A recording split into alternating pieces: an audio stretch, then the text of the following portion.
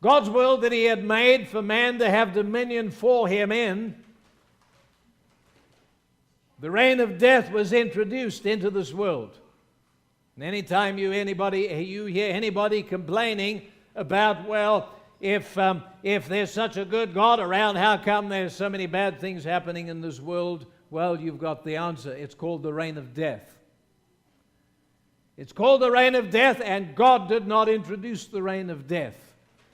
God had nothing to do with its introduction. God established life here and told Adam to not introduce the reign of death. Adam, if you eat the fruit of that tree, you will introduce the reign of death. Don't do it. Adam, you're not authorized to do it. It's not lawful for you to do it. And if you do it, this will be my response to you doing that. You will land up introducing the reign of death to the earth. If you want to find out who brought about the reign of death in this world, his name is Adam. Okay, how did he do it? He did it as the head, the federal head of the human race. God created him and gave him the headship of the race. And as the head of the race, Adam was told, Eve wasn't told this, she wasn't even created at that point. Adam was told, Adam, see that tree over there? You see all of these trees here, Adam, you can eat all of the fruit on all of those. They're all lawful. There is in the entirety of this garden, Adam, only one tree that it's not lawful for you to eat its fruit. Can you imagine a greater realm of liberty than that? Here's this tremendous liberty. Everything is lawful except for one tree. Well, who cares about one unlawful tree when you've got all these lawful ones? It's lawful to eat of the fruit of the tree of life. It's all lawful to eat of this tree, that tree, that tree, that tree, that. Here is a paradise that is full of trees. And you can eat all of the fruit of all of the trees except for one.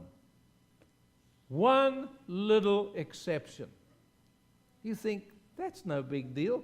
One little exception, one tree. In a vast realm of trees, one exception. One is not lawful, and you'd think Adam would say, God could have made half of them unlawful. God could have made 80% unlawful. God could have done whatever He wanted. But He chose one. God set apart one tree, a good tree, but basically said, this good tree is not lawful for you to eat the fruit thereof. Okay, it's not because it's a bad tree, it's because it's not lawful. Why isn't it lawful? Because the voice of God said so. Why did God say so? Because He decided to.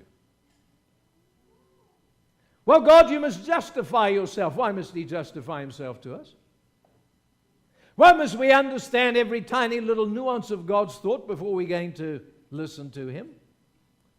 God said to Adam, Adam, that tree there, it's not lawful for you to eat the fruit.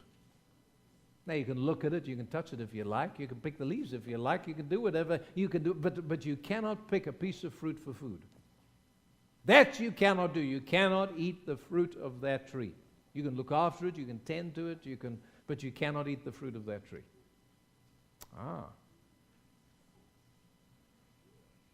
Did Adam say why? He didn't need to. God said no. Why did God say no? Well, it had to be a good reason, right? It had to be just, right? It had to be righteous. It had to be good, right, for God to say no. It had to be good. And so God said no. And so, Adam, by the way, your obedience regarding this tree, because your obedience is on test now regarding this tree. You can't test obedience with all the lawful trees, because they're lawful. You can only test obedience by means of an unlawful tree. So this tree is unlawful, and this tree will show your allegiance to God. This tree, how you handle this tree, will make manifest your loyalty to God. In other words, if you mess with this tree, you are turning your back on God and you are refusing to be loyal to Him. If you take that piece of fruit, Adam, you are taking the voice of God and holding it in contempt. If you do that. Think, man, that's a pretty good test. Now, in the first instance, as long as there's only one voice saying, you cannot eat the fruit of that tree, it doesn't seem to bother Adam. There's only one voice, only the voice of God.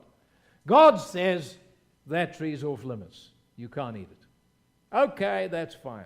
No problem. But now, the Lord authorizes the entry of another voice. Not an authorized voice, just authorized its entry. Now comes the voice of the father of lies. And why would God authorize the father of lies to speak lies in the garden that is a place of paradise? Why would the father authorize that? Because that's the tree of testing. Adam is going to be tested, and in Adam's testing, we are all being tested. In other words, this thing is corporate. Whatever Adam does in his testings, whatever he does while he's tested, he does for all of us.